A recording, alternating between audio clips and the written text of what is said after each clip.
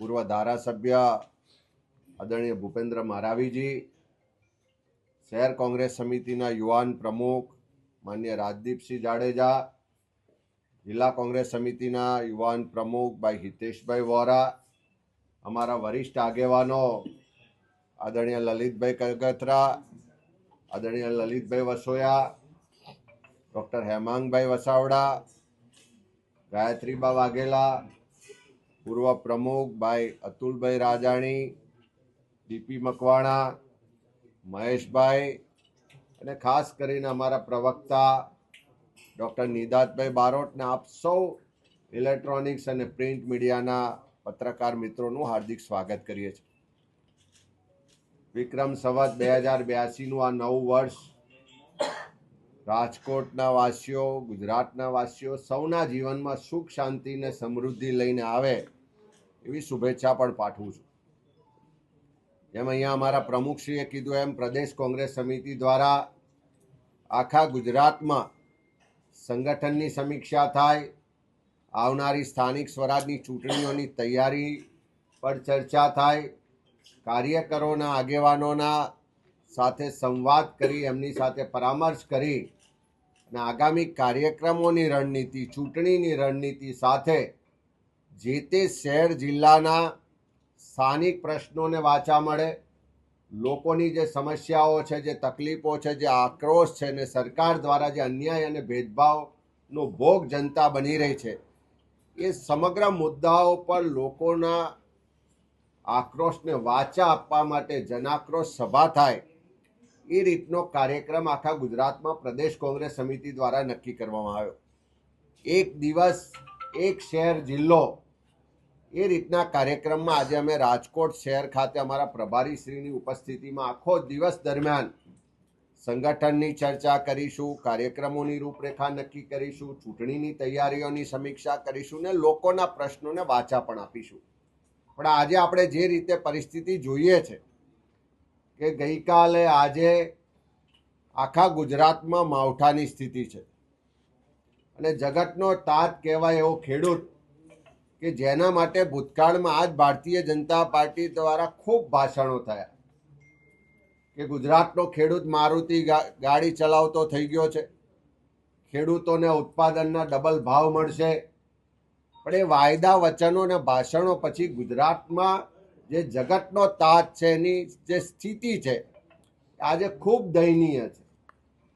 આર્થિક રીતે પાયમાલ થઈ ગયો છે.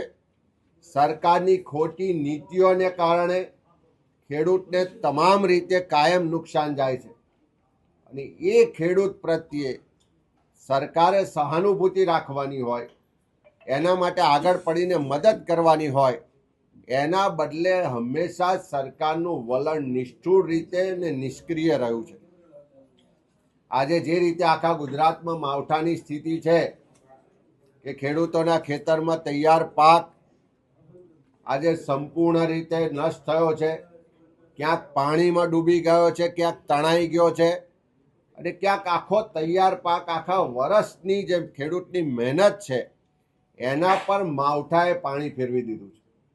અને આ પહેલી વખત નથી થયું. 2024માં પણ આપણે બધાને યાદ છે કે જુલાઈ ઓગસ્ટ મહિનામાં આ જ રીતે કમોસમી વરસાદને કારણે, અનેક વખત અતિવૃષ્ટિને કારણે, હમણાં છેલ્લે પણ બનાસકાંઠામાં વાવ હોય, થરાદ હોય કે સુઈગામ હોય ત્યાં પણ અતિવૃષ્ટિને કારણે જે રીતે વારંવાર ગુજરાતમાં માવઠા અને અતિવૃષ્ટિથી ખેડૂતોને નુકસાન થઈ રહ્યું છે, ખેડૂતો તમામ રીતે એનો ઊભા પાકને સંપૂર્ણ નષ્ટ થતો પોતાની આંખો સમક્ષ જોઈ રહ્યા છે, આર્થિક રીતે પાયમાલ થઈ રહ્યા છે. પણ એ બાબતે સરકાર આટલા વર્ષો પછી પણ બિલકુલ ગંભીર દેખાતી નથી. એક બાજુ ખેડૂતો ખાતરની તંગીનો ભોગ બને છે, ખાતર બિયારણની કાળાબજારી થાય છે, ભ્રષ્ટાચાર થાય છે, જમીન માપણીમાં મોટા પ્રમાણમાં ગોટાળા છે, ખેડૂતોને કોઈ પણ રીતે સિંચાઈથી લઈને વીજળીના ભાવથી લઈને દિવસે વીજળીમાં પણ અનેક રીતે તકલીફો છે. બીજી બાજુ જ્યારે તૈયાર પાક લઈ અને બજાર સમિતિઓમાં એટલે કે એપીએમસીમાં વેચવા જાય ત્યાં પણ કમિશનના નામે એની સાથે તોડ થાય છે, એને લૂંટવામાં આવે છે અને આખા ગુજરાતમાં જે ભાજપનું મળતિયાઓનું આખું જે નેટવર્ક છે એ સહકારી માળખા દ્વારા ખેડૂતોને બધી જ રીતે હેરાન પરેશાન કરવામાં આવે છે. એટલે એક બાજુ કુદરત લૂંટે, બીજી બાજુ ભાજપ પ્રેરિત આખું જે સહકારી માળખું છે એ ખેડૂતોને લૂંટે અને એને મદદ કરવામાં, એને બચાવવામાં સરકાર બિલકુલ નિષ્ક્રિય અને નિષ્ઠુર દેખાય છે. ત્યારે જે અત્યારે માવઠાથી આખા ગુજરાતમાં નુકસાન થયું છે, ખાસ કરીને સૌરાષ્ટ્રમાં, કે મોટે ભાગના ખેતરોમાં મગફળીનો તૈયાર પાક આજે સંપૂર્ણ રીતે નાશ થયો છે. ત્યારે સરકાર પાસે અમે માગણી કરીએ છીએ કે વારંવારની રજૂઆતો છતાં પણ આના કાયમી નિવારણ માટે કોઈ સરકારે નીતિ કે પગલાં નથી લીધા. ત્યારે અત્યારે જે માવઠું થયું એ નુકસાનના વળતર પેટે સરકાર તાત્કાલિક સર્વે કરાવે અને એના માટે સ્પેશિયલ પેકેજ જાહેર કરે એવી માગણી કરીએ છીએ. સાથે સાથે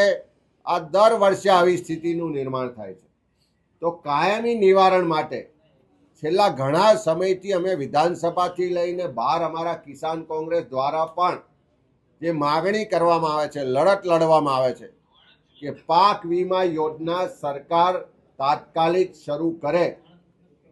પ્રધાનમંત્રી ફસલ વીમા યોજનામાં છેલ્લે જે સ્થિતિ થઈ હતી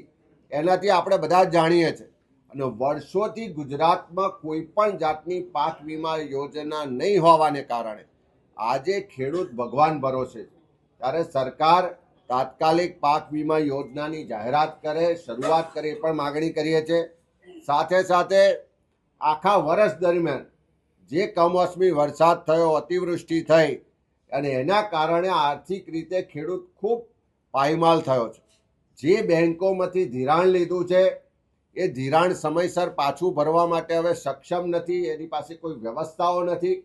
અને એ જો વ્યવસ્થાઓમાં સરકાર મદદરૂપ નહીં થાય તો આવનારા દિવસોમાં ગુજરાતના ખેડૂતોને આત્મહત્યા કરવા સિવાય કોઈ બીજો રસ્તો રહેવાનો નથી.